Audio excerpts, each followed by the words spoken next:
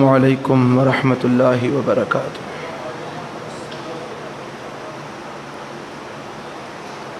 ان الحمد للہ نحمده ونصلی علی رسولہ الکریم، اما بعد فاعوذ باللہ السمیع العلیم من الشیطان الرجیم، بسم اللہ الرحمن الرحیم۔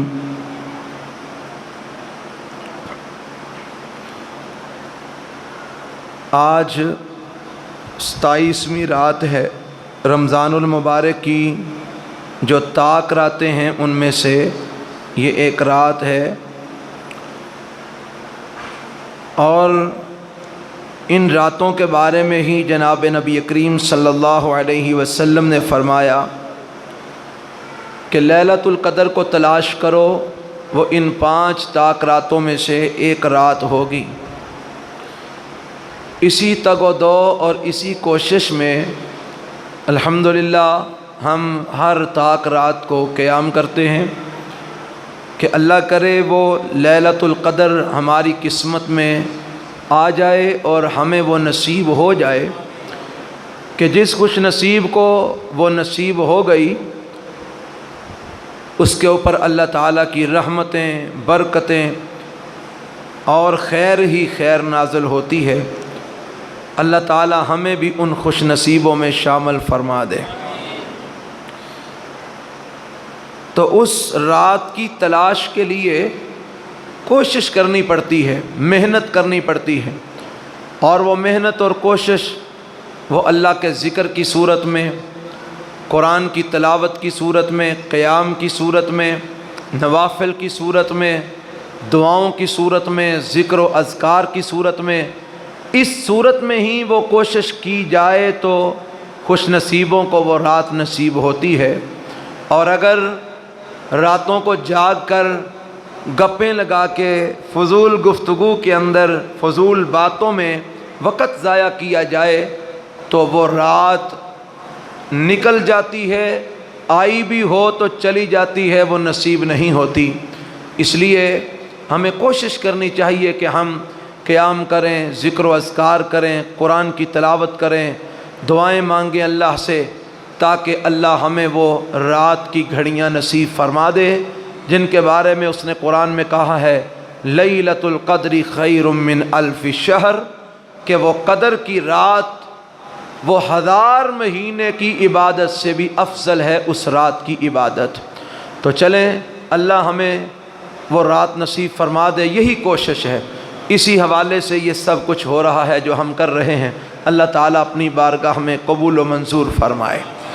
آج ہم نے ابھی تک جو قیام کیا ہے، 4 رکعتیں ہم نے پڑھی ہیں، ان کے اندر جو قرآن کی ہم نے تلاوت کی ہے، متعدد صورتیں ہم نے پڑھی ہیں جن کا مختصر سا خلاصہ میں آپ کے گوش گزار کرتا ہوں۔ سب سے پہلے ہم نے سورہ نجم کی تلاوت کی۔ سورہ نجم کے اندر اللہ وحدہ لا شریک نے اپنے پیغمبر جناب محمد الرسول اللہ صلی اللہ علیہ وسلم کی ایک حیثیت کو بیان فرمایا ہے، اور قسمیں اٹھا کے اللہ نے یہ بات کہی وَالنَّجْمِ إِذَا هَوَىٰ مَا ضَلَّ صَاحِبُكُمْ وَمَا غَوَىٰ وَمَا يَنطِقُ عَنِ الْهَوَىٰ إِنْ هُوَ إِلَّا وَحْيٌ يُوحَىٰ۔ اللہ فرماتے ہیں ستارے کی قسم جس وقت وہ گر جاتا ہے، یہ جو تمہارا ساتھی ہے جس کو محمد کہتے ہیں صلی اللہ علیہ وسلم، یہ نہ تو گمراہ ہے اور نہ ہی راستے سے بھٹکا ہوا ہے۔ جس طرح کے کافر لوگ کہا کرتے تھے معاذ اللہ کہ محمد راستے سے بھٹک گئے ہیں یا یہ گمراہ ہو گئے ہیں، تو اللہ نے قسم اٹھا کے کہا ما ضل صاحبکم وما غوا، تمہارا یہ ساتھی راستے سے بھٹکا ہوا بھی نہیں ہے، گمراہ بھی نہیں ہے۔ اور ان کا تو مقام اور مرتبہ سمجھنا ہے تو یہاں سے سمجھو وما ينطق عن الهوى، یہ پیغمبر محمد کریم صلی اللہ علیہ وسلم یہ تو اپنی خواہش سے بولتے بھی نہیں، اپنی مرضی سے جب دین کی بات ہو رہی ہو تو اپنی مرضی سے بولتے بھی نہیں، اپنی خواہش سے گفتگو بھی نہیں کرتے. ان ہوا الا وحی یوحا.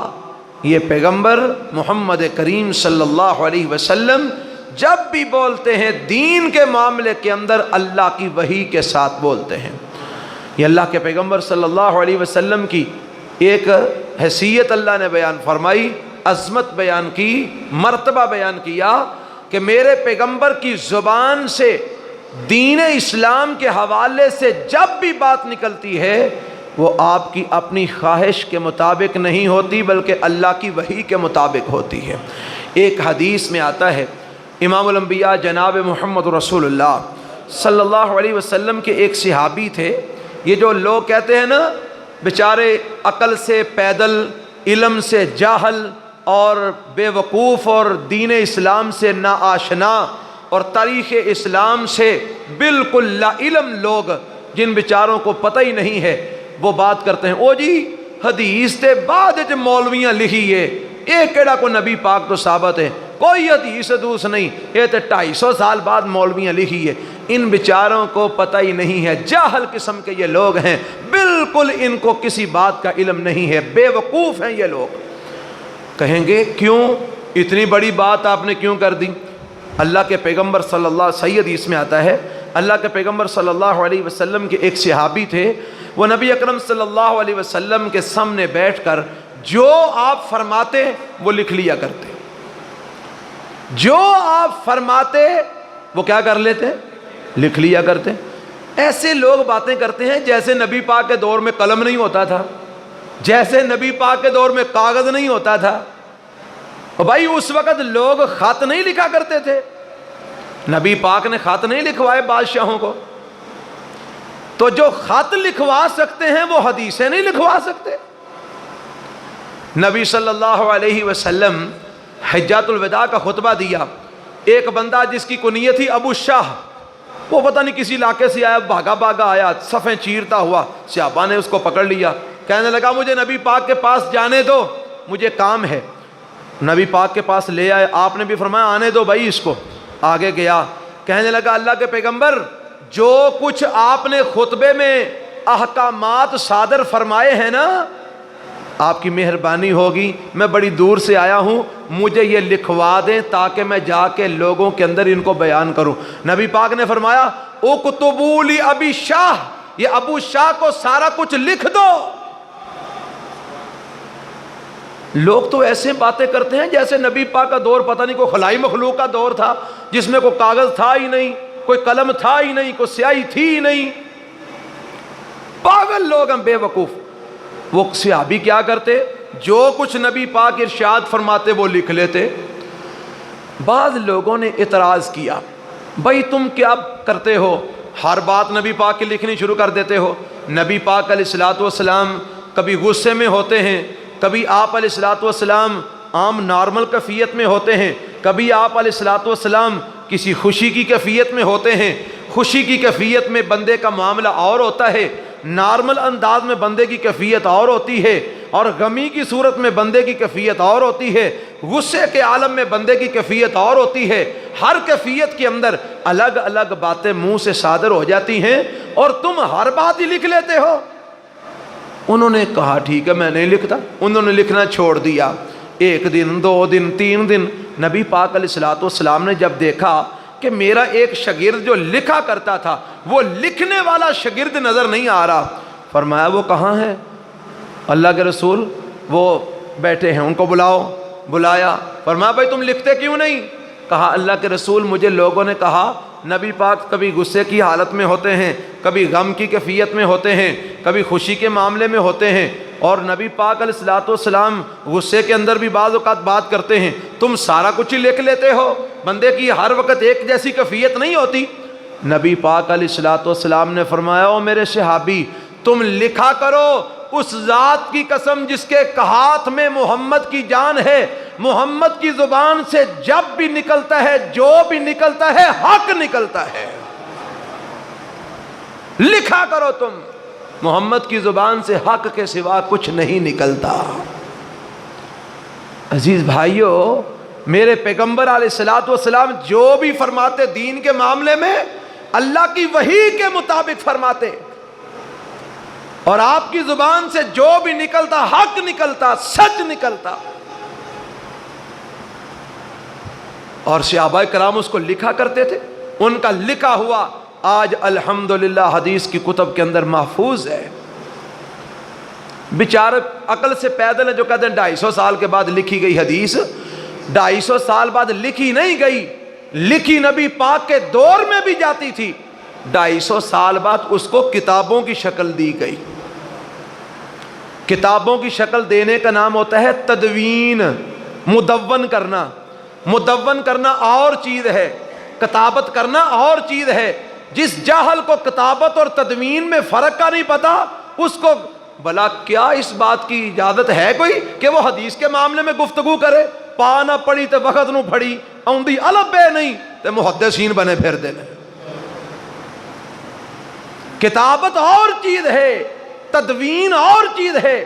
کتابت نبی پاک کے دور میں بھی ہوتی تھی، لیکن تدوین یعنی کتابوں کی شکل میں جو حدیث دی گئی ہے، جو ہمارے پاس اس وقت موجود ہے، کتابوں کا ذخیرہ، یہ 250 سال کے بعد جب جدید ٹیکنالوجی آئی تو پھر اس کو کتابوں کی شکل دے دی گئی. بہرحال ہمیں اس سے یہ سبق ملا کہ نبی علیہ الصلوۃ والسلام وحی کے بغیر نہیں بولتے تھے. حدیث اللہ کی وحی ہے، قرآن بھی اللہ کی وحی ہے، حدیث بھی اللہ کی وحی ہے. جو قرآن کی کسی ایک آیت کا انکار کرے وہ بھی بے ایمان ہے، جو صحیح حدیث کا انکار کرے وہ بھی ایمان سے خارج ہے. مسلمان وہ ہے، مومن وہ ہے جو قرآن بھی مانے اور امام الانبیاء محمد رسول اللہ صلی اللہ علیہ وسلم کے تمام صحیح فرامین کو بھی تسلیم کرے. پھر اس کے بعد اللہ تعالیٰ نے اسی صورت کے اندر نبی پاک صلی اللہ علیہ وسلم کے حضرت جبرائیل علیہ الصلوۃ والسلام کے ساتھ ملاقات کا تذکرہ فرمایا ہے. یہاں پر بھی بعض لوگوں نے دھوکہ کھا لیا. انہوں نے کیا کہا؟ اللہ نے جبرائیل علیہ الصلوۃ والسلام کے ساتھ ملاقات کا تذکرہ اس طرح کیا، فرمایا علمہ شدید القوا. میرے پیغمبر کو سکھانے والا پتہ کون ہے؟ وہ جو بڑا طاقتور ہے، قوت والا ہے. کون؟ جبرائیل علیہ الصلوۃ والسلام. وہ اللہ کے حکم سے آ کر میرے نبی کو سکھاتا ہے. وَهُوَ بِالْأُفُقِ الْأَعْلَىٰ ذُو مِرَّةٍ فَاسْتَوَىٰ وَهُوَ بِالْأُفُقِ الْأَعْلَىٰ. پہلی دفعہ نبی پاک علیہ السلام نے حضرت جبرائیل علیہ الصلوۃ والسلام کو اس وقت دیکھا جب نبی اکرم صلی اللہ علیہ وسلم غار حرا کے پاس تھے اور اللہ کے پیغمبر صلی اللہ علیہ وسلم کے پاس جبرائیل آئے. اصلی شکل میں آئے، آسمان کے کناروں میں تھے اور آسمان کے جو کنارے تھے وہ ان کے پروں کے اندر چھپے ہوئے تھے. ان کے پروں نے آسمان کے کناروں کو ڈھانپا ہوا تھا. نبی علیہ الصلوۃ والسلام نے ان کو دیکھا. اللہ فرماتے ہیں وَهُوَ بِالْأُفُقِ الْأَعْلَىٰ، وہ آسمان کے کناروں میں تھے. ثُمَّ دَنَا فَتَدَلَّىٰ، پھر وہ قریب ہوئے اور قریب ہوئے. فَكَانَ قَابَ قَوْسَيْنِ أَوْ أَدْنَىٰ، پھر وہ 2 کمانوں کے فاصلے پہ آ گئے بلکہ اس سے بھی قریب آ گئے. فَأَوْحَىٰ إِلَىٰ عَبْدِهِ مَا أَوْحَىٰ، پھر انہوں نے اللہ کے اس بندے محمد رسول اللہ صلی اللہ علیہ وسلم کی طرف وحی کی جو بھی انہوں نے وحی کی. اب یہ سارا اللہ تعالیٰ نے تذکرہ کیا ہے نبی صلی اللہ علیہ وسلم کی حضرت جبرائیل علیہ الصلوۃ والسلام کے ساتھ ملاقات کا، کہ وہ آسمان کے کناروں میں تھے، پھر وہ قریب ہوئے اور قریب ہوئے، پھر وہ 2 کمانوں کے فاصلے پہ آئے، پھر اس سے بھی قریب آئے. پھر نبی پاک علیہ الصلوۃ والسلام کو انہوں نے اللہ کا حکم وحی کیا، اللہ کی طرف سے قرآن نازل کیا. کیا قرآن اتارا؟ اقرأ بسم ربک الذی خلق خلق الانسان من علق اقرأ وربک الاکرم الذی علم بالقلم. اب یہ ساری ملاقات کس کی ہے؟ جبرائیل علیہ السلام کی نبی پاک کے ساتھ. تو کئی بیچارے یہاں پر بھی دھوکہ کھا گئے، کہنے لگے اوہو نبی پاک علیہ الصلوۃ والسلام معراج کی رات اللہ تعالیٰ کے اتنا قریب ہوئے، 2 کمانوں کا فاصلہ رہ گیا، پھر وہ بھی ختم ہو گیا. اور بعض تو جاہل کہتے ہیں وہ جی اللہ کے نبی اور اللہ تعالیٰ نے وہاں پر جفی لگا لی. توبہ نعوذ باللہ استغفر اللہ لا حول ولا قوۃ الا باللہ. ایک ملاقات نبی پاک کی جبرائیل کے ساتھ اور اس کو اللہ کے ساتھ ملاقات بنا دیا.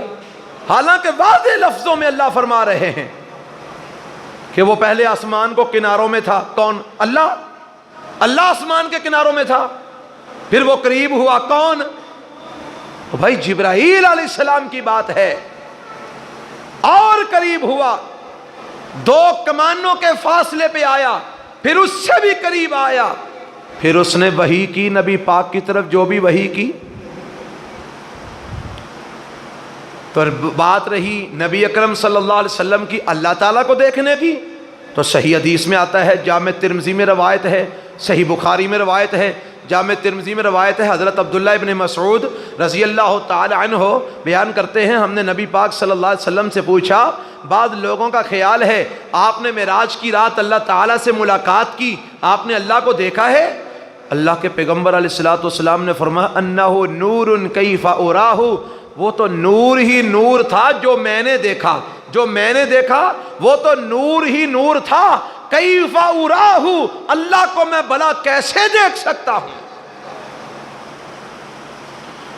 اور صحیح بخاری کی روایت اماں جی عائشہ رضی اللہ تعالیٰ عنہا کی, آپ فرماتی ہیں نبی اکرم صلی اللہ علیہ وسلم کے بارے میں جو بندہ یہ کہے کہ معراج کی رات آپ علیہ الصلوۃ والسلام نے اللہ تعالیٰ کو دیکھا ہے, وہ احد الکاذبین, وہ جھوٹوں میں سے ایک ہے, وہ جھوٹ بولتا ہے. اللہ کے پیغمبر علیہ السلام نے معراج کی رات اللہ تعالیٰ کو نہیں دیکھا. آپ کہاں تک گئے؟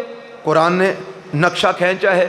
اللہ فرماتے ہیں ما کذب الفؤاد ما رأى وفتمارونه على ما يرى ولقد رآه نزلة أخرى عند سدرة المنتهى عندها جنة المأوى اذ یغشی السدرة ما یغشی ما زاغ البصر وما طغى لقد رأى من آیات ربه الکبریٰ.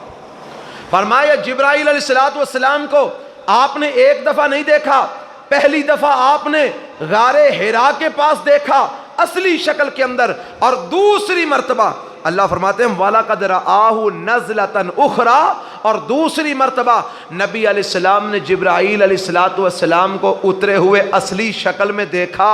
کہاں؟ عند سدرۃ المنتہا, معراج کی رات سدرۃ المنتہا کے پاس نبی پاک نے جبرائیل علیہ السلام کو دوسری مرتبہ اصلی شکل میں دیکھا. بات کس کی ہو رہی ہے؟ جبرائیل علیہ السلام کی. پہلی مرتبہ غار حرا میں دیکھا اور دوسری مرتبہ سدرۃ المنتہا پہ دیکھا. کون سا سدرۃ المنتہا؟ 7 آسمانوں کے اوپر سدرۃ المنتہا, جس کے بارے میں نبی پاک علیہ السلام فرماتے ہیں زمین سے جو بھی چیز اٹھتی ہے سدرۃ المنتہا تک جاتی ہے, پھر اس کے بعد وہاں سے اٹھا لی جاتی ہے, اس سے آگے کوئی نہیں جا سکتا. نہ آپ گئے ہیں, نہ نبی پاک کا جو ہے نا وہ, نہ ہی کوئی فرشتہ گیا ہے, نہ جبرائیل علیہ السلام گئے ہیں. سدرۃ المنتہا تک آپ علیہ الصلوۃ والسلام گئے. آپ فرماتے ہیں میں سدرۃ المنتہا پر پہنچا, وہ بیری کا ایک درخت ہے جس کے پتے ایسے ہیں جس طرح ہاتھیوں کے کان ہوتے ہیں, اس کے بیر ایسے ہیں جس طرح حجر کے علاقے کے بڑے بڑے مٹکے ہوتے ہیں. فرمایا میں وہاں پر پہنچا, فغشاہا ما غشا, پس اس درخت کو ڈھانپ لیا جس چیز نے بھی ڈھانپ لیا. فرمایا ایسے جیسے سونے کی ٹڈیاں سی ہوتی ہیں, نور ہی نور ہے, اس نے اس درخت کو ڈھانپ لیا. ایسی کیفیت تھی کہ میں برداشت نہ کر سکا, میں وہاں پر سجدے میں گر گیا. سجدے کی حالت میں اللہ کے ساتھ ہم کلام ہوا, اللہ نے مجھ سے بات کی, میں نے اللہ سے بات کی, کلام ضرور کیا. درخت پر نور بھی دیکھا لیکن اللہ کو نہیں دیکھا. کلام ہوا, تحفے تحائف ملے, اس کے بعد نبی پاک علیہ الصلوۃ والسلام کو جنت دکھائی گئی, جہنم کا وزٹ کروایا گیا, اور پھر آپ واپس تشریف لے آئے. تو اللہ ہمیں یہ جہالت پر مبنی باتیں کرنے سے محفوظ فرمائے, اللہ ہمیں ہدایت نصیب فرمائے. تو یہ عقیدہ مضبوط رکھیں. قرآن کہتا ہے لا تدرکہ الابصار وہو یدرک الابصار وہو اللطیف الخبیر. دنیا کی کوئی آنکھ اللہ کو نہیں دیکھ سکتی, لیکن اللہ سب کو دیکھتا ہے. موسیٰ علیہ السلام نے کہا تھا نا اللہ کو, یا اللہ میں تجھے دیکھنا چاہتا ہوں. فرمایا لن ترانی, موسیٰ تو مجھے نہیں دیکھ سکتا. اللہ نے میں ضرور دیکھنا چاہتا ہوں. فرمایا اچھا اس طرح دیکھ، اس سامنے پہاڑ کو دیکھ، اس پہاڑ پر میں تجلی کرتا ہوں، اگر یہ پہاڑ اپنی جگہ پر قائم رہا تو بھی اپنی جگہ پر تو بھی مجھے دیکھ سکے گا۔ فلما تجلی ربہ للجبل، جب اللہ تعالیٰ نے اس پہاڑ پر اپنی تجلی نور کی ایک جھلک ڈالی، اللہ فرماتے ہیں وہ پہاڑ ریزہ ریزہ ہو گیا اور موسیٰ علیہ السلام بے ہوش ہو کے گر پڑے۔ فلما افاقا، جب موسیٰ علیہ السلام کو ہوش آیا، قال، تو فرمایا سبحانک، اللہ تو پاک ہے، مجھے اپنی غلطی کا احساس ہو گیا ہے، تو پاک ہے، میں توبہ کرتا ہوں، مجھے یقین ہو گیا ہے کہ میں تجھ کو نہیں دیکھ سکتا، میرے اس غلط مطالبے پر اللہ مجھ کو معاف فرما دے۔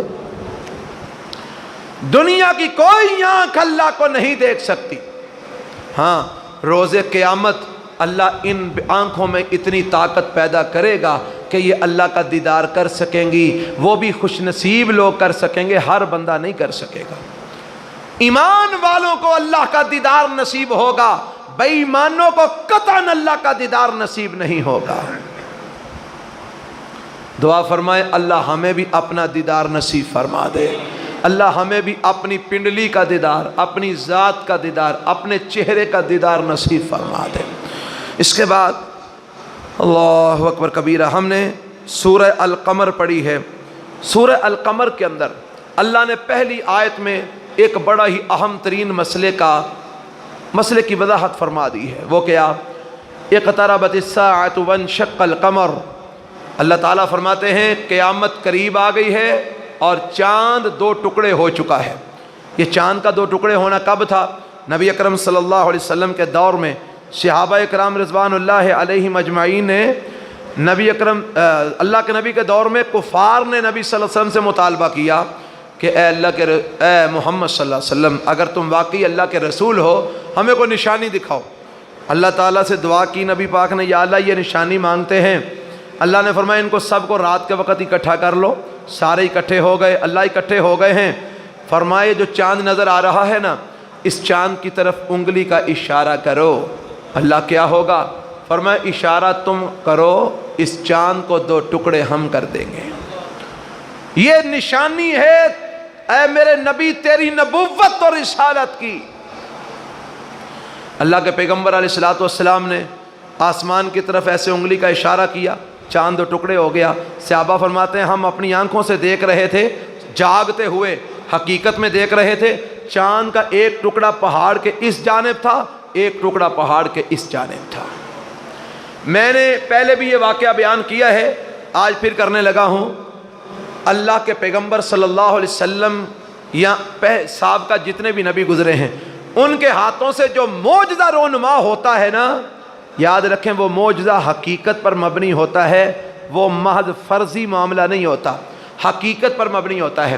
میں نے ایک اخبار کے اندر ایک جو ہے نا وہ پڑھا تھا، کسی نے ایک جو ہے نا وہ لکھا تھا اخبار کے اندر، اس نے کہا کہ جو لوگ چاند پر گئے تھے، جنہوں نے چاند کو جا کے اوپر سے دیکھا، ان میں سے ایک بندہ، اس نے جو زمین پر آ کر رپورٹ دی تھی، اس نے یہ رپورٹ دی تھی، اس نے کہا ہم نے چاند کے درمیان میں مسلسل لمبی ایک ایسی لائن دیکھی ہے جو مسلسل پورے چاند کے گرد جو ہے نا وہ پھیلی ہوئی ہے، ایسی لائن دیکھی ہے جیسے کسی چیز کو توڑ کر دوبارہ جوڑا گیا ہوتا ہے۔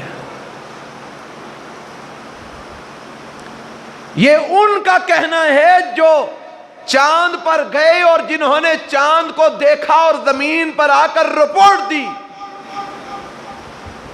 وہ کہتے ہیں چاند کے اندر، پورے چاند کی گولائی میں ہم نے ایک ایسی لکیر دیکھی ہے، ایسے محسوس ہوتا ہے جیسے اس چیز کو دوبارہ سے جوڑا گیا ہوتا ہے۔ اور نبی پاک صلی اللہ علیہ وسلم نے ایسے اشارہ کیا، چاند دو ٹکڑے ہو گیا اور پھر اس کے بعد دوبارہ وہ جڑ گیا۔ لوگوں نے دیکھا، اپنی آنکھوں سے دیکھا۔ تو اللہ فرماتے ہیں اے پیغمبر یہ معجزہ آپ کی زندگی میں رونما ہو چکا ہے۔ اب اس کے بعد اقتربت الساعۃ، چاند دو ٹکڑے ہو چکا ہے، اب قیامت قریب ہے۔ کیا مطلب ہے اس کا؟ نبی پاک علیہ الصلوۃ والسلام کی حدیث ہے، آپ نے فرمایا انا والساعۃ کہاتین، میں اور قیامت اس طرح ہیں جس طرح یہ دو انگلیاں اکٹھی ہیں۔ کیا مطلب؟ اس آیت کو اور اس حدیث کو دونوں کو ملایا جائے تو نتیجہ یہ نکلتا ہے کہ نبی علیہ الصلوۃ والسلام اس کائنات کے اندر آخری نبی ہیں، آپ کی امت آخری امت ہے۔ آپ علیہ الصلوۃ والسلام کے بعد اب کوئی نبی نہیں آئے گا، آپ کی اس امت کے بعد اب کوئی دوسری امت نہیں آئے گی، اب آئے گی تو صرف قیامت آئے گی۔ تو جو آپ کی نبوت کے بعد کسی اور نبی کی نبوت کا دعویٰ کرتے ہیں وہ جھوٹے ہیں، کافر ہیں، بے ایمان ہیں۔ نبی علیہ الصلوۃ والسلام کے بعد اب قیامت ہی آ سکتی ہے، قیامت سے پہلے کوئی نبی نہیں آ سکتا۔ تو یہ جتنے قادیانی ہیں، یہ جتنے مرزائی ہیں، یہ سب جھوٹے ہیں، لعنتی ہیں، کافر ہیں۔ یہ ان کے کفر میں کوئی شک نہیں، کیونکہ یہ اللہ کے پیغمبر صلی اللہ علیہ وسلم کو آخری نبی نہیں مانتے۔ یہ آپ کے بعد مرزا غلام محمد قادیانی کی نبوت کے قائل ہیں، کہتے ہیں وہ بھی نبی ہے، کوئی کہتا ہے ذلی نبی ہے، کوئی کہتا ہے بروزی نبی ہے۔ ہم کہتے ہیں وہ نبی نہیں، وہ لعنتی ہے۔ اللہ کے نبی کے بعد نبی کوئی نہیں آ سکتا۔ جو بھی آئے گا وہ دجال ہوگا، کذاب ہوگا، لعنتی ہوگا، جھوٹا ہوگا، کافر ہوگا، بے ایمان ہوگا، نبی نہیں ہو سکتا۔ کیونکہ آپ فرما چکے ہیں انا خاتم النبیین لا نبی بعدی، میں آخری نبی ہوں، میرے بعد کوئی نبی نہیں آئے گا۔ اب میرے بعد آئے گی تو صرف قیامت آئے گی۔ اور یہی بات اللہ نے یہاں فرما دی ہے، اقتربت الساعۃ وانشق القمر۔ اے میرے محبوب، آپ کی زندگی میں چاند دو ٹکڑے ہو چکا ہے، اب قیامت قریب آ چکی ہے، اب قیامت کا انتظار فرمائیے کب آتی ہے۔ اس کے بعد اللہ تعالیٰ نے اس سورہ القمر کے اندر بعض نبیوں کا تذکرہ کیا ہے، اور ساتھ ساتھ ایک بات اللہ نے کئی مرتبہ دہرائی ہے۔ میں وہ بات بھی آپ کو بتانا چاہتا ہوں جو اللہ نے اس صورت میں کئی مرتبہ دہرائی ہے اور ہمیں ایک دفعہ بھی سمجھ نہیں آئی۔ اللہ نے وہ بات اس صورت میں کئی مرتبہ دہرائی پر ہمیں سمجھ نہیں آئی۔ پتہ کون سی بات؟ اللہ فرماتے ہیں وَلَقَدْ يَسَّرْنَا الْقُرْآنَ لِلذِّكْرِ فَهَلْ مِن مُدَّكِرٍ۔ اور لوگوں، ہم نے اس قرآن کو نصیحت بنایا ہے، ایک بات۔ دوسری بات، ہم نے اس نصیحت کو لوگوں کے لیے سمجھنے کے لیے آسان کر دیا ہے۔ اگر کوئی اس نصیحت کو سمجھنا چاہے اس کے لیے مشکل نہیں ہے۔ دو باتیں۔ تیسری بات، فَهَلْ مِن مُدَّكِرٍ، یہ نصیحت غور کرنے والوں کو سمجھ آئے گی؟ کوئی ہے غور کرنے والا؟ ایک آیت میں 3 باتیں اللہ نے بیان فرمائی ہیں۔ ایک بات کیا بیان فرمائی ہے؟ ہم نے اس قرآن کو کیا بنایا ہے؟ نصیحت۔ دوسری بات کیا بیان کی ہے؟ ہم نے اس نصیحت کو لوگوں کے سمجھنے کے لیے کیا کر دیا ہے؟ آسان۔ اور تیسری بات کیا بیان فرمائی ہے؟ کہ اس کو سمجھنے کے لیے غور کرنے کی ضرورت ہے۔ کیا کوئی غور کرنے والا ہے؟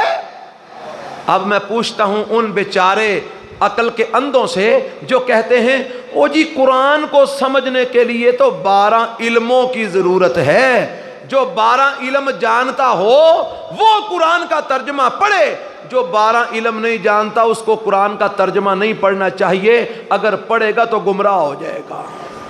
اور مجھے بتاؤ حضرت بلال نے کتنے علم سیکھے تھے؟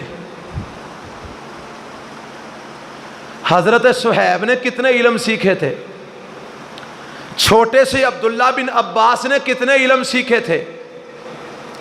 چھوٹے سے عبداللہ بن عمر نے کتنے علم سیکھے تھے؟ بوڑھے ابو بکر نے کتنے علم سیکھے تھے؟ حضرت ابو ذر غفاری نے کتنے علم سیکھے تھے؟ حضرت عمر نے کتنے علم سیکھے تھے؟ ایسے ہی باتیں کرتے ہیں 12 علم 12 علم۔ یہ بھی ایک سازش ہے، نہ کسی کو 12 علم آنے تو نہ کسی قرآن دا ترجمہ پڑھنا۔ انہوں نے پتا ہے جی قرآن دا ترجمہ انہاں پڑھ لیا تو پھر ساڑیاں دکانداریاں بند ہو جانیاں نے۔ دیکھ لو جتنے بھی شرک کے اڈے قائم ہیں وہ کن لوگوں کے ذریعے قائم ہیں؟ جن کو قرآن نہیں آتا۔ اور جو قرآن کا ترجمہ پڑھ لیتے ہیں، اللہ کی قسم جن کو سورۃ فاتحہ کا ترجمہ بھی آ جاتا ہے نا، وہ کسی شرک کے اڈے پہ نہیں جاتا، وہ کسی پیر کے قدموں میں جا کر اپنی پیشانی نہیں جھکاتا، وہ کسی قبر کے اوپر جا کر اپنا ماتھا نہیں ٹیکتا۔ یہ شرک کے اڈے بنانے والوں کی دکانداری بند ہوتی ہے۔ اسی لیے تو کہتے ہیں قرآن کا ترجمہ نہ پڑھنا، 12 علم پہلے سیکھو۔ انہوں پتہ نہ انہوں نے کام تو ویل نہیں ملتا، 12 علم انہوں کتوں سیکھنے نے، ساری عمر انجی لنگ جائے گی۔ اللہ اللہ خیر صلاح ساڑی دکانداری چلتی رہے، کیونکہ اہاں تے فتوہ دین دا بھی 500 روپیہ لینا ہوندہ ہے نا، تے مسئلہ دسن دے پیچھے بھی نظرانے وصول کرنے نے۔ اللہ ہمیں ہدایت نصیب فرمائے۔ اور لوگوں سنو، قرآن ایک ایسا معجزہ ہے، اللہ کی قسم جو اوجڈ، جاہل، بالکل ان پڑھ لوگ بھی اگر اس کو سمجھنے کے لیے کوشش کریں، اللہ ان کو بھی قرآن کی سمجھ ضرور عطا فرما دیتا ہے۔ چاہے گرامر بالکل نہ آتی ہو، چاہے صرف نحو بالکل نہ آتی ہو، یہ قرآن کا اعجاز ہے، معجزہ ہے۔ جو قرآن پر غور کرتا ہے، اللہ کی قسم اللہ اس کو قرآن کی، میں آپ کو ایک واقعہ اپنی آنکھوں سے دیکھا سناتا ہوں۔ ہم جب پڑھتے تھے مکرم مسجد ماڈل ٹاؤن گجرانوالہ کے اندر، وہاں پر ایک بابا جی تھے، ان کا نام میرے ذہن سے نکل گیا ہے، وہ ہمارے دور دراز سے رشتہ دار ہی لگتے تھے۔ یقین مانے وہ بابا جی بالکل نہ نحو پڑھے ہوئے تھے، نہ صرف پڑھے ہوئے تھے، نہ وہ گرامر پڑھے ہوئے تھے، نہ ہی انہوں نے درس نظامی کیا ہوا تھا، نہ ہی انہوں نے کوئی اور ایسے علم فقہ کی کتابیں بھی نہیں پڑھی ہوئی تھیں، بالکل وہ کسی جگہ پر ملازم تھے، ملازمت سے فارغ ہو گئے۔ اللہ نے ان کو قرآن کی لو لگا دی، وہ ہمارے جامعہ کے اندر بیٹھ کر قرآن کا ترجمہ پڑھا کرتے تھے۔ میں اللہ کی قسم اٹھا کے کہتا ہوں، ہم طالب علم قرآن کا ترجمہ ان سے پوچھ کے یاد کیا کرتے تھے۔ اس بابے کو ہم طالب علموں سے قرآن کا ترجمہ زیادہ یاد تھا۔ نہ وہ حافظ تھا، نہ وہ قاری تھا، نہ وہ مولوی تھا، نہ وہ گرامر پڑھا ہوا تھا، نہ اس کو صرف نحو آتی تھی، لیکن قرآن کا ترجمہ فر پڑھتا تھا۔ اور یہاں سودرے کے اندر ایک بابا جی تھے، فوت ہو گئے ہیں، ان کی یہاں منڈی میں دکان بھی ہے، ملک فضل لائی، اللہ تعالیٰ ان کی قبر پر رحمت فرمائے۔ وہ بندہ، اس کو بھی میں نے دیکھا، میں منانیہ مسجد میں ہوتا تھا، وہ میرے پاس آ کے بیٹھ جاتا تھا، مولوی جی میرا قرآن سنو، میں نے کہا سناؤ۔ یقین مانے جس طرح ہم حافظ لوگ قرآن کی منزل کرتے ہیں نا، وہ اس طرح قرآن کا ترجمہ فر پڑھتا جاتا تھا۔ حالانکہ نہ وہ کسی مدرسے کا فارغ تھا، نہ وہ عالم تھا، نہ اس نے کوئی گرامر پڑھی ہوئی تھی، وہ بابا اتنا ترجمہ اس کو یاد تھا، فر قرآن کا ترجمہ پڑھتا جاتا تھا۔ قرآن کا یہ اعجاز ہے، کوئی جاہل ان پڑھ بھی، اور پتہ ہے یہ قرآن آیا کن کے اندر تھا، اور جن کے اندر قرآن نازل ہوا تھا وہ پی ایچ ڈی تھے، وہ ایم فل کیے ہوئے تھے، ایم اے پاس تھے، بی ایڈ تھے، بی اے تھے، کچھ بھی نہیں تھے۔ اللہ فرماتا ہے هو الذی بعث فی الامیین، ہم نے اے میرے نبی آپ کو ان پڑھوں کے اندر نبی بنا کر بھیجا ہے۔ یعنی نبی پاک کے ارد گرد جتنے بھی لوگ تھے نا مکے والے، وہ سارے کون تھے؟ ان پڑھ۔ مدینے والے لوگ کتنے کون تھے؟ ان پڑھ۔ میں نے تاریخ میں پڑھا ہے نبی پاک علیہ الصلوۃ والسلام کے دور کے اندر لکھنا پڑھنا چند لوگوں کو آتا تھا، جو انگلی پر گنے جا سکتے تھے، باقی سب نہ لکھ سکتے تھے نہ پڑھ سکتے تھے، ان پڑھ لوگ تھے۔ ان ان پڑھوں کے اندر اللہ نے کیا اتارا؟ قرآن۔ اور آج دنیا ان کو مفسر قرآن مانتی ہے کہ نہیں؟ اگر وہ ان پڑھ تھے، قرآن کہتا ہے کہ وہ ان پڑھ تھے، وہ ان پڑھ ہو کر قرآن کے مفسر بن سکتے ہیں، آج تم دنیا کی اتنی تعلیم حاصل کر کے تمہیں قرآن کا ترجمہ کیوں نہیں آ سکتا؟ تم قرآن کو کیوں نہیں سمجھ سکتے؟ یہ شیطان کا ایک وسوسہ ہے۔ نو 12 علم پڑھن تو بغیر پتہ نہیں اتنے دال بیچنی ہے 12 مسالے والی، 12 علم نہ پڑھے تو ترجمہ نہ پڑھے آ جائے، سب فراڈ ہے، فریب ہے۔ جو قرآن کو سمجھے وہ جاہل انسان بھی ہو، ان پڑھ بھی ہو، اللہ اس کو قرآن کی سمجھ عطا فرما دیتا ہے۔ اللہ اکبر کبیرہ۔ اللہ نے فرمایا ہم نے اس قرآن کو نصیحت بنایا ہے، اور یہ نصیحت لوگوں کے لیے آسان کر دی ہے، لیکن نصیحت ملتی کن کو ہے؟ جو غور کرتے ہیں۔ فَهَلْ مِن مُدَّكِرٍ، ہے کوئی غور کرنے والا؟ تو معلوم ہوا قرآن کے نزول کا مقصد کیا ہے؟ قرآن پر غور کیا جائے۔ جب غور کرو گے پھر یہ قرآن تمہاری رہنمائی کرے گا، اور تمہیں دنیا بھی تمہاری سنوار دے گا، تمہاری آخرت بھی سنوار دے گا۔ پھر اس کے بعد سورہ الرحمن ہم نے پڑھی ہے، اور سورہ الرحمن کے اندر تو اللہ تعالی نے اتنی باتیں آخرت کے حوالے سے جو بیان فرمائی ہیں، اور دنیا کے حوالے سے بھی حقائق جو بیان فرمائے ہیں، اللہ تعالی ہمیں سمجھنے کی توفیق عطا فرمائے۔ ایک دو بات اس میں سے آپ کے سامنے رکھتا ہوں۔ اللہ تعالی نے فرمایا یا معشر الجن والانس ان استطعتم ان تنفذوا من اقطار السماوات والارض فانفذوا لا تنفذون الا بسلطان۔ اور جنوں اور انسانوں کی جماعت، جاؤ، میں تمہیں چیلنج دیتا ہوں، اگر تم میری سلطنت سے باہر نکل سکتے ہو تو نکل کے دکھاؤ۔ تم جہاں بھی بھاگ جاؤ گے، لا تنفذون الا بسلطان، اللہ کی بادشاہت سے نکل نہیں سکتے۔ جہاں بھی جاؤ گے وہاں پر بادشاہت کس کی ہے؟ اللہ کی۔ جب تم اللہ کی بادشاہ سے نکل نہیں سکتے تو پھر اللہ کی نافرمانیاں کیوں کرتے ہو؟ اللہ کی حدیں کیوں توڑتے ہو؟ اللہ تعالیٰ کے حکموں کی خلاف ورزیاں کیوں کرتے ہو؟ اللہ کو ناراض کیوں کرتے ہو؟ اس کی اطاعت کرو، اس کی فرما برداری کرو، اس کا حکم مانو۔ اور اللہ تعالیٰ نے فرمایا ہے آگے، اللہ اکبر، قیامت کا ایک منظر اللہ نے کھینچا ہے، فرمایا یورف المجرمون بسیماہم فیوخذ بالنواصی والاقدام۔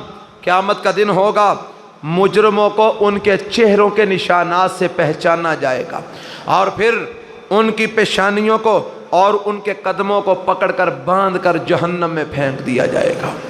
ذرا توجہ فرمائیے، اللہ تعالیٰ نے کیا منظر بیان کیا ہے۔ قیامت کا دن ہوگا، مجرموں کو ان کے چہروں کے نشانات سے پہچان لیا جائے گا، پھر ان کی پیشانیوں کو اور ان کے قدموں کو پکڑا جائے گا اور ان کو جہنم میں پھینک دیا جائے گا۔ کیا مطلب؟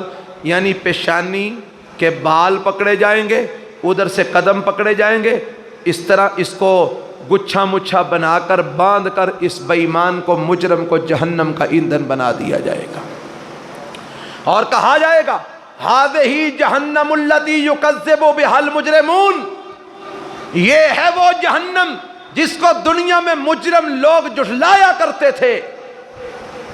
دنیا میں کہا جاتا تھا نا جہنم سے ڈر جاؤ، وہ کیڑی جہنم، بھی مولویاں گلاں بنائیاں نے، ڈراندے پھرتے نے، کوئی جہنم جنم کوئی نہیں۔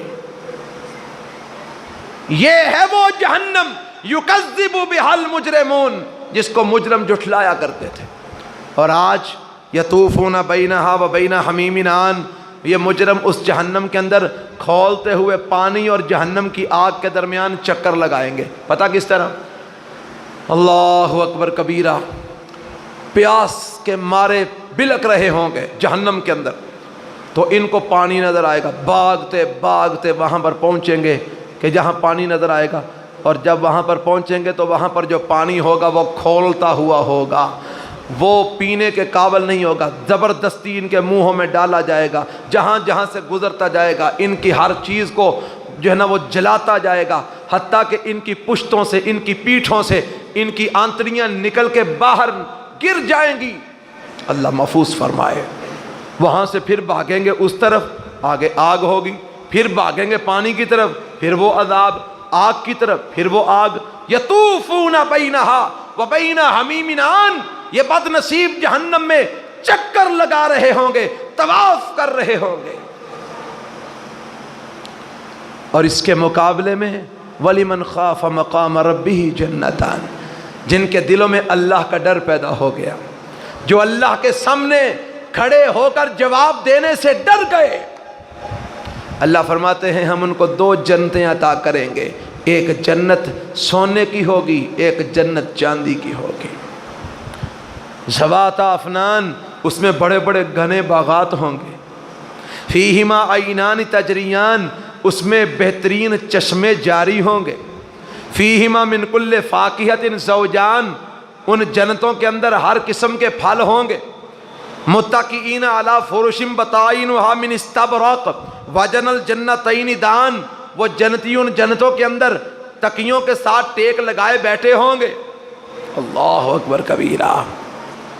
اور اس جنت کے اندر ایسی ایسی حوریں ہوں گی ان کے لیے، فیہن قاصرات الطرف، ان کی نگاہیں نیچی ہوں گی، لم یطمثہن انس قبلہم ولا جان، ان جنتیوں سے پہلے ان حوروں کو نہ کسی جن نے چھوا ہوگا نہ کسی انسان نے چھوا ہوگا۔ فَبِأَيِّ آلَاءِ رَبِّكُمَا تُكَذِّبَانِ، اور ایمان والو اللہ کی کون کون سی نعمت کو تم جھٹلاؤ گے؟ باتیں تو اور بھی بڑی ہیں، وقت کی قلت ہے۔ آگے ہم نے سورۃ الواقعہ پڑھی۔ سورۃ الواقعہ، واقعہ کیا ہے؟ قیامت کے ناموں میں سے ایک نام ہے واقعہ، واقع ہونے والی۔ فرمایا اذا وقعت الواقعہ، جب یہ واقع ہونے والی یعنی قیامت واقع ہو جائے گی، لیس لوقعتھا کاذبہ، اور اس کے واقع ہونے کو جھٹلا کوئی نہیں سکتا۔ یہ آئے گی خافضۃ الرافعہ، یہ نیچا کرنے والی ہے اور اونچا کرنے والی ہے۔ کیا مطلب؟ بعض لوگوں کو یہ ذلت و رسوائی کی پستیوں میں پھینک دے گی، اور بعض لوگوں کو مقام اور درجے کی بلندیوں پر پہنچا دے گی۔ ایمان والوں کو یہ قیامت درجے اور مقام کی بلندیوں پر پہنچا دے گی، اور بے ایمانوں کو، مشرکوں کو، کافروں کو، فاسقوں کو، فاجروں کو یہ ذلیل اور رسوا کر دے گی۔ اور فرمایا قیامت کے دن اے انسانوں تم تین گروہ بن جاؤ گے، تین گروہ، لیکن یہ تین گروہ کن کے ہیں؟ ایمان والوں کے۔ کون کون سے تین گروہ؟ ایک گروہ ہوگا اصحاب المیمنہ، ایک گروہ ہوگا اصحاب المشأمہ، اور ایک گروہ ہوگا السابقون السابقون۔ اللہ اکبر کبیر۔ ایمان والوں میں تین گروہ بنیں گے۔ ایک وہ گروہ جو بغیر حساب کے جنت میں جائے گا، سب سے آگے، اور نبی پاک نے فرمایا میری امت میں 70,000 بندہ بغیر حساب کے جنت میں جائے گا۔ اللہ اکبر کبیر۔ صحابہ نے پوچھا اللہ کے رسول وہ جو بغیر حساب کے جنت میں جائیں گے وہ کون سے لوگ ہوں گے؟ نبی پاک نے ان کی نشانیاں بیان فرمائی۔ فرمایا لا یسترقون ولا یکتوون ولا یتطیرون وعلی ربہم یتوکلون، صحیح مسلم کی روایت ہے۔ لا یسترقون، جو بغیر حساب کے میری امت میں سے لوگ ایمان والے جنت میں جائیں گے نا بغیر حساب کے، وہ کہہ کر دم نہیں کرواتے، حالانکہ دم کروانا جائز ہے، لیکن وہ کہہ کر، کسی کو کہہ کر مطالبہ کر کے دم نہیں کرواتے۔ کوئی اپنے آپ کر دے تو الگ بات ہے، کہہ کر دم نہیں کرواتے۔ نمبر 2 لا یکتوون، علاج کے لیے بعض اوقات جسم کو کسی گرم چیز کے ساتھ داغنا پڑ جاتا ہے، لیکن وہ جسم کو داغ کے علاج نہیں کرواتے۔ نمبر 3 ولا یتطیرون، جتنا مرضی نقصان ہو جائے وہ کسی کو منحوس نہیں جانتے۔ جویں اسی آنے نقصان ہو جائے نا، سویرے مینوں فلانا بندہ ٹکریا سی ایڈا منحوس ہے، سویر دا ٹکریا مینوں ادوں دا نقصان ہی ہوئی جا رہا ہے۔ ساڈے گھراں وچ رزق دی کمی آ جائے نا تے بڑھیاں نوں ہور گل کوئی نہیں آندی، جدوں دی نوح ویاہ کے لیاندی ہے نا ادوں دے پیچھے ہی جان رہے ہاں۔ اور ساس نے نوح نو منحوس بنا چھڑیا، تے نوح نو پتہ لگا نا، وہ آندی ہے تو منحوس، تیری اماں منحوس، تیری دادی منحوس، تیری ستیاں پیڑیاں منحوس۔ چلو جی لڑائی چھڑ جاندی ہے، او جناب چمچے پھڑے تے کھمکیر پھڑے تے نوح سس لڑدیاں نے پئیاں۔ تے جے پہلے ہی سس جیڑی ہے ایمان والی گل کردی، یہو جی پیڑی گل کردی نہ تے نہ کام خراب ہوندا۔ آپ نے فرمایا لا یتطیرون، جو بغیر حساب کے جائیں گے وہ کسی چیز کو منحوس نہیں سمجھتے، نہ کوئی دکان منحوس، نہ کوئی مکان منحوس، نہ کوئی بندہ منحوس، نہ کوئی سواری منحوس، نہ کوئی بی بی منحوس، نہ کوئی گھوڑا منحوس، نہ کوئی جانور منحوس۔ اور پھر نحوست ہے کیا؟ قرآن کہتا ہے نحوست تیرے اپنے عملوں کی ہے، اپنے عملوں پہ پیٹ، اپنے عملوں پہ رو، تیرے عملوں کی نحوست ہے جو تیرا بیڑا غرق ہو رہا ہے۔ اپنے عملوں کو نہیں دیکھتا، الزام دوسروں پہ دیتا ہے۔ لا یتطیرون، جو بغیر حساب کے جنت میں جائیں گے وہ کسی کو منحوس نہیں جانتے۔ اور چوتھی نشانی وَعَلَىٰ رَبِّهِمْ يَتَوَكَّلُونَ، وہ اپنے رب پر توکل کرتے ہیں، بھروسہ رکھتے ہیں اپنے رب کے اوپر۔ اللہ اکبر کبیرہ۔ یہ چار نشانیاں جب سنی نا تو نبی پاک صلی اللہ علیہ وسلم کا ایک صحابی حضرت ابو عکاشہ رضی اللہ تعالیٰ عنہ وہ فوراً کھڑے ہوئے، اللہ کے رسول دعا فرمائیے اللہ مجھے بھی ان میں کر دے۔ نبی پاک نے فرمایا انت منہم، رحمت جوش میں آئی ہوئی تھی نا، فرمایا انت منہم، ابو عکاشہ تو ان میں سے ہے۔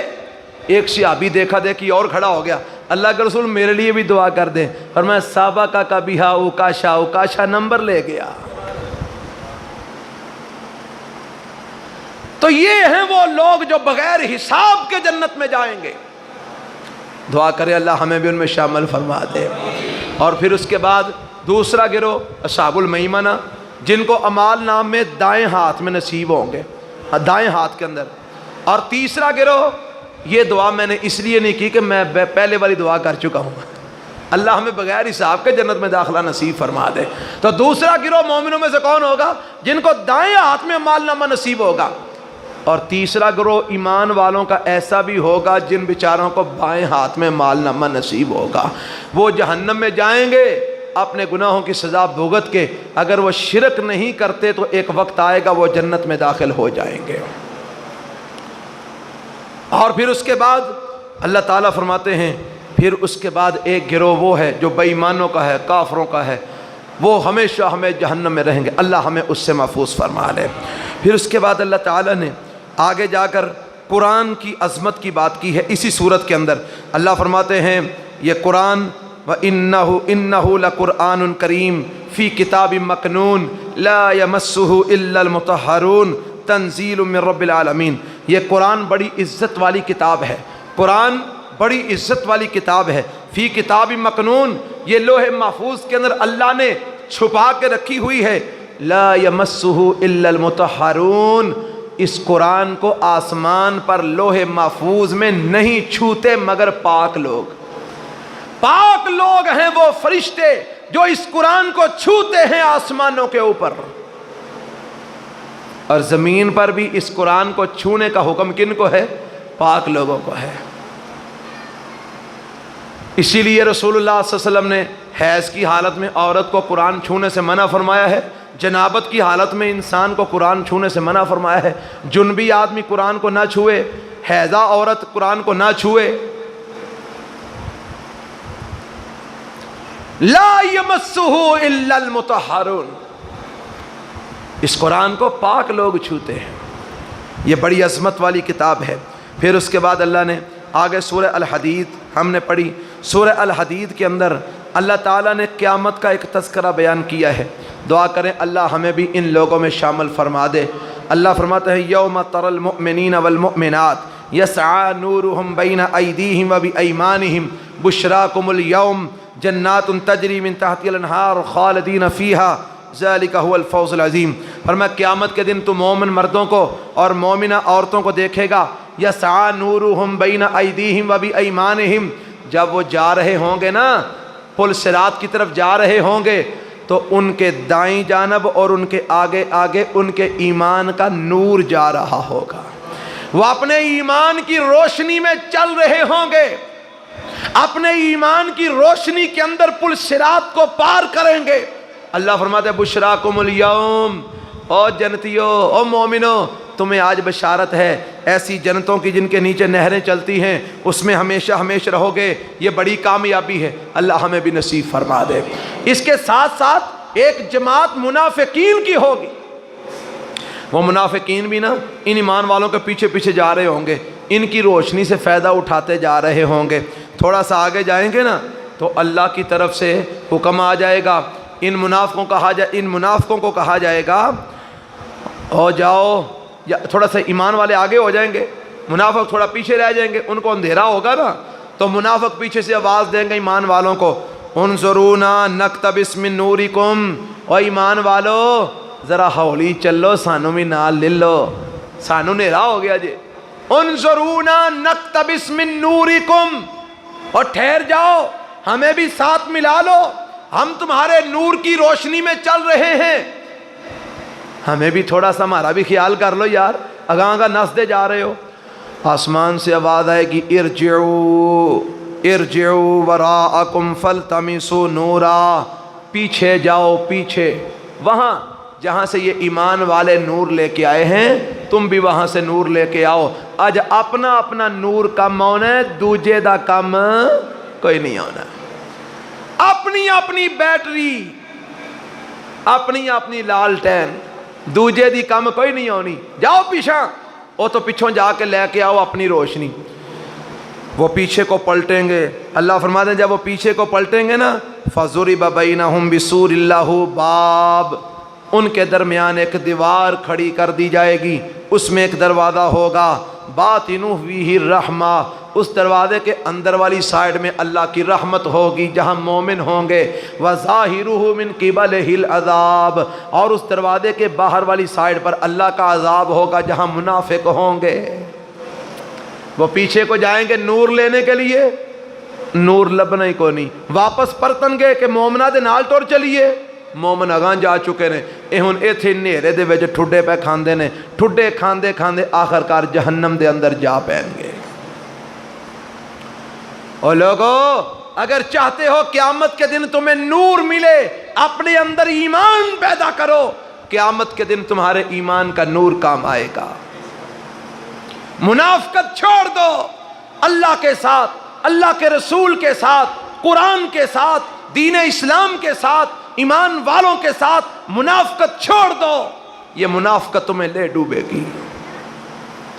پکے ہو جاؤ، چھوڑ دو کبھی ادھر کے کبھی ادھر کے، جتھوں بریانی دی پلیٹ لبی اوتھوں دا دین ایمان بنا لیا، کیوں مرزا صاحب؟ جتھوں حلوہ کھیر لبا اوتھوں اوتے پیچھے نیند چھڑی۔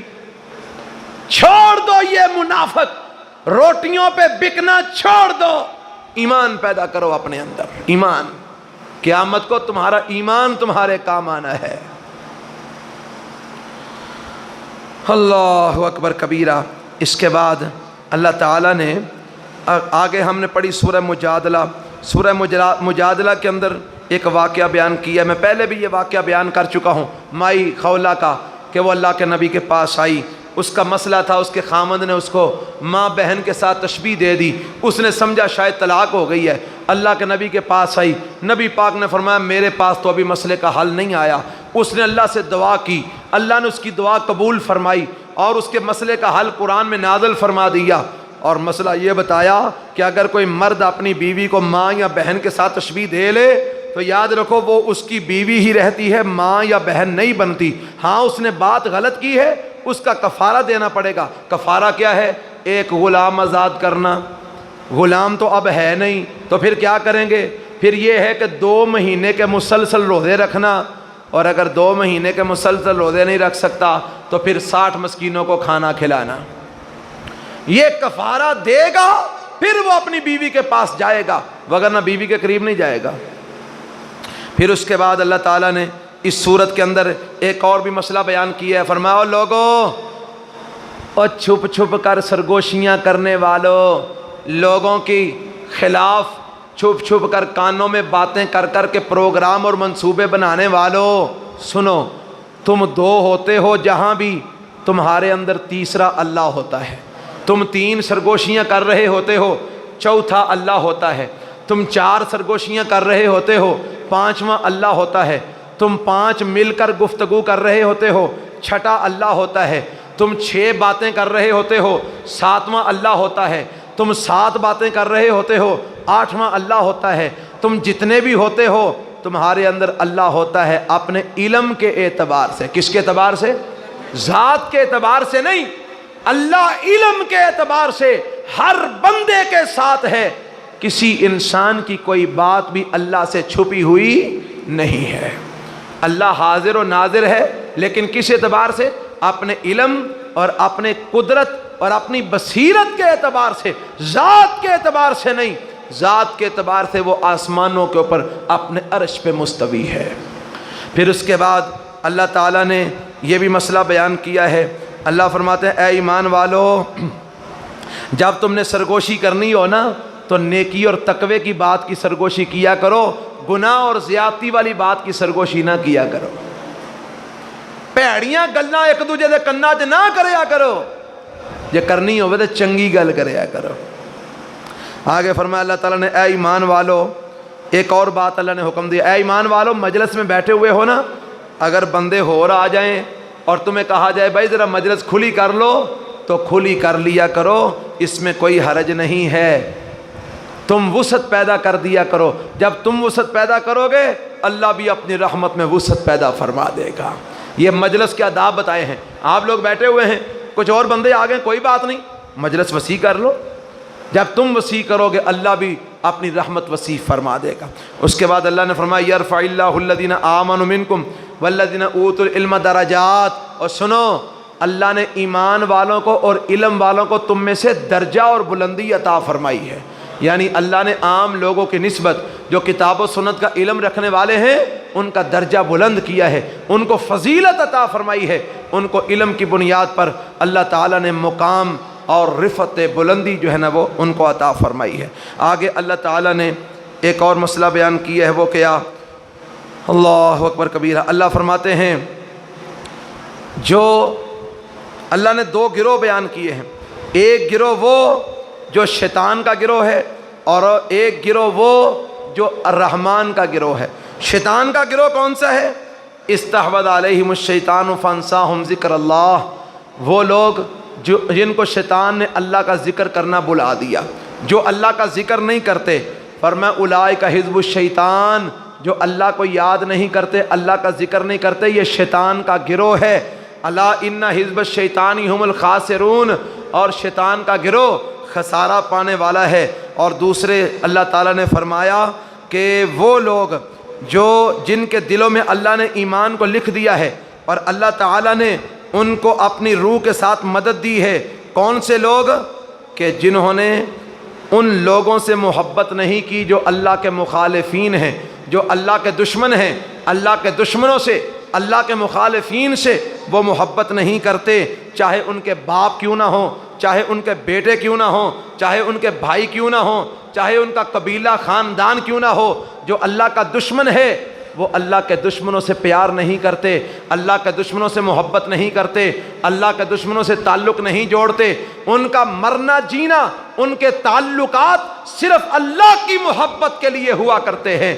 فرمایا یہ جو لوگ ہیں نا اولئک حزب اللہ، یہ اللہ کا گروہ ہے، جن کا مرنا جینا اٹھنا بیٹھنا تعلقات رشتے ناتے اللہ کی رضا کے لیے ہوتے ہیں، یہ اللہ کا گروہ ہیں۔ اور جو اللہ کا گروہ ہے ہم المفلحون، وہ کامیابی پانے والے ہیں۔ پھر اس کے بعد ہم نے جو ہے نا وہ سورہ الحشر پڑھی۔ سورہ الحشر کے اندر آخر میں اللہ تعالیٰ نے حکم دیا او ایمان والو اتقوا اللہ، اللہ سے ڈر جاؤ، وَلْتَنْظُرْ نَفْسٌ مَا قَدَّمَتْ لِغَدٍ، ہر جان کو ہر نفس کو دیکھنا چاہیے کہ اس نے کل کے لیے کیا ذخیرہ کیا ہوا ہے۔ اور تمہیں پتہ ہے اگر آج رات تم مر جاؤ تو کل کے لیے کچھ بنایا ہوا ہے، کچھ ذخیرہ کیا ہوا ہے؟ جب تم کل قبر میں جاؤ گے کیا لے کے جاؤ گے؟ اے ایمان والو اللہ سے ڈر جاؤ، ہر جان کو دیکھنا چاہیے کہ اس نے کل کے لیے کیا جمع کیا ہوا ہے۔ اللہ سے ڈر جاؤ، اللہ تعالیٰ جو کچھ تم اعمال کرتے ہو سب کی خبر رکھنے والا ہے۔ ان لوگوں کی طرح نہ ہو جاؤ جنہوں نے اللہ کو بھلا دیا۔ اگر تم اللہ کو بھلا دو گے یاد رکھنا اللہ تم کو بھلا دے گا، خسارہ پانے والے بن جاؤ گے۔ اور آگے فرمایا لا یستوی اصحاب النار و اصحاب الجنہ، اور لوگو تم یہاں پر کہتے ہیں او سارے ہی کوئی نہیں، او سارے ہی برابر نے، اللہ کہتا ہے نہیں، جنتی اور جہنمی برابر نہیں ہے۔ ایک بندہ ساری رات اللہ کے سامنے رو رو کر قیام کرے، دعائیں مانگے، قرآن پڑھے، اور ایک بندہ ساری رات وہ سویا رہے، فرض نماز بھی نہ پڑھے، روزہ بھی نہ رکھے، یہ دونوں برابر ہیں؟ قطعاً برابر نہیں۔ لا یستوی اصحاب النار و اصحاب الجنہ، جنتی اور جہنمی اللہ کے ہاں برابر نہیں۔ اصحاب الجنت هم الفائزون، جو جنتی ہیں وہ تو کامیاب ہونے والے ہیں، اور جو جہنمی ہیں وہ خسارہ پانے والے۔ اور پھر آخر میں اللہ نے اپنے ناموں کو، اسماء حسنہ کو بیان فرمایا، هو اللہ الذی لا الہ الا هو عالم الغیب والشہادہ هو الرحمن الرحیم، هو اللہ الذی لا الہ الا هو الملک القدوس السلام المؤمن المہیمن العزیز الجبار المتکبر الخالق الباری المصور۔ لہ الاسماء الحسنی، ان ناموں کے بارے میں نبی کائنات علیہ السلام نے فرمایا جو ان پر ایمان رکھتا ہے، ان کو یاد کرتا ہے اور روزانہ ان کو پڑھتا ہے، اللہ اس کو جنت کا داخلہ نصیب فرما دیں گے۔ اور ایک حدیث میں آتا ہے جو ان ناموں کا واسطہ ڈال کے اللہ سے دعا کرتا ہے، اللہ اس کی دعا مستجاب فرماتے ہیں۔ اللہ ہمیں کتاب و سنت کی سمجھ نصیب فرمائے۔ سبحانک اللہم و بحمدک، اشہد ان لا الہ الا انت، استغفرک و اتوب الیک۔ جس